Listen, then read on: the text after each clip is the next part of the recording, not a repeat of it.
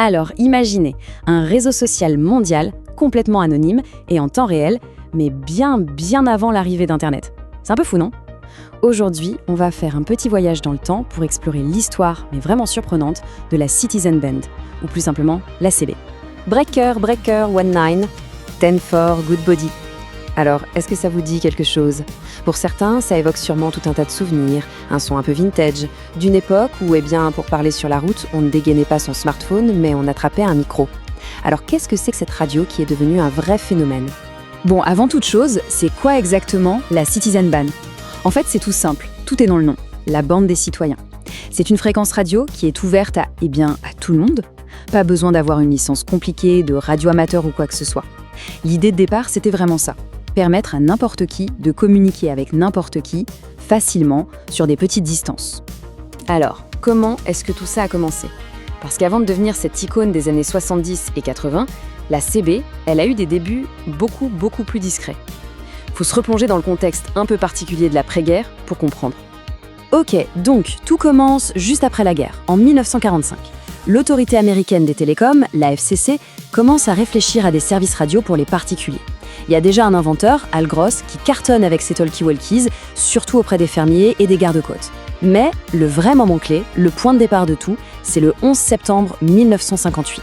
Ce jour-là, la FCC crée officiellement la bande des 27 MHz. Et c'est cette fréquence-là, précisément, qui va devenir le terrain de jeu de millions et de millions de personnes.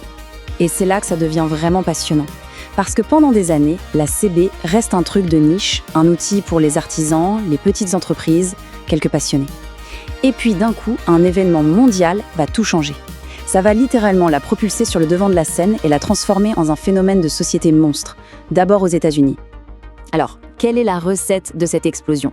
C'est une sorte de tempête parfaite. D'abord, on a la crise pétrolière de 1973. Le prix de l'essence explose.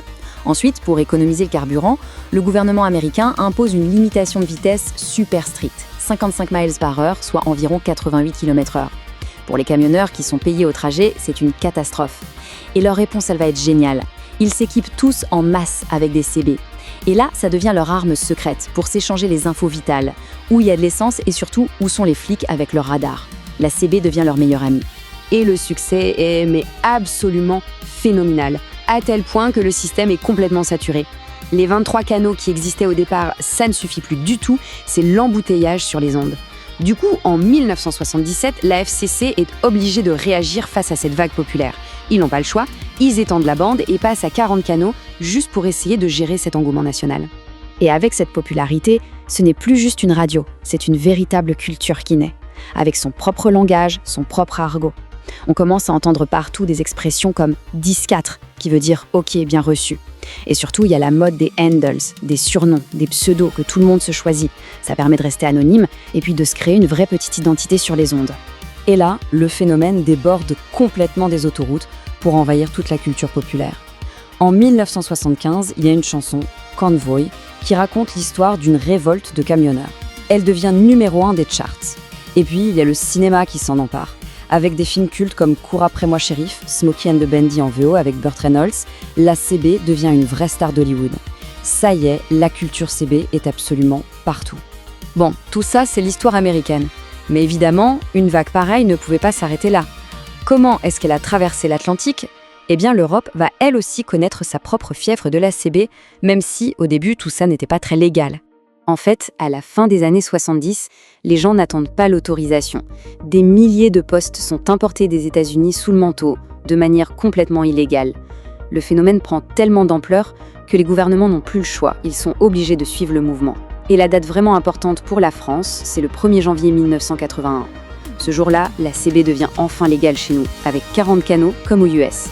Et là, la France connaît son propre âge d'or de la CB. C'est l'époque, on s'en souvient peut-être, de ces immenses antennes un peu spaghetti qui fleurissaient sur le toit des R5 et des 504. C'était incroyable. Des clubs CB se montent dans tout le pays. Le canal 19, c'est le rendez-vous des routiers. Le canal 9, lui, il est sacré, c'est pour les urgences. La CB, à ce moment-là, c'est vraiment un réseau social avant l'heure, un espace de liberté, de rencontre, d'entraide. Mais voilà, comme souvent avec les technologies qui ont un succès fulgurant, l'âge d'or ne dure pas éternellement. Et l'hégémonie de la CB allait bientôt prendre fin. Une autre révolution, bien plus grande, se préparait déjà en coulisses.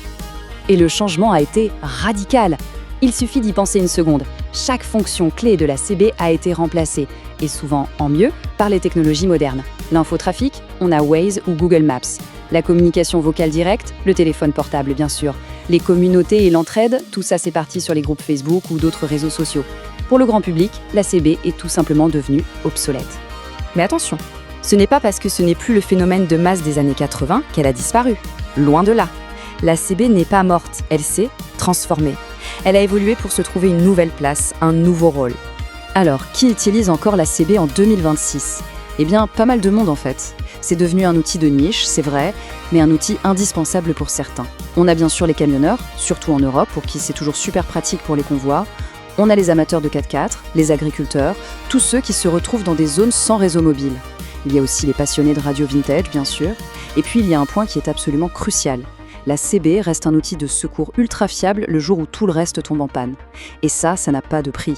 Donc, si on devait résumer cette histoire incroyable, on pourrait dire que la CB a eu 3 vies. D'abord, c'est un outil un peu administratif, un peu obscur. Ensuite, elle est devenue un phénomène de société, une icône culturelle mondiale. Et aujourd'hui, elle vit sa 3e vie, celle d'un outil spécialisé, de niche, mais super résilient et toujours aussi pertinent pour certaines communautés. Et on va terminer avec une petite question, une réflexion. À notre époque de l'hyperconnexion permanente, où on est tout le temps sur nos écrans, eh bien l'histoire de la CB, ça nous pose une question sur la place qu'il reste pour une communication plus simple, plus directe, non filtrée, peut-être d'une certaine manière un peu plus humaine. C'est une pensée intéressante à garder en tête. Merci beaucoup d'avoir suivi cette histoire.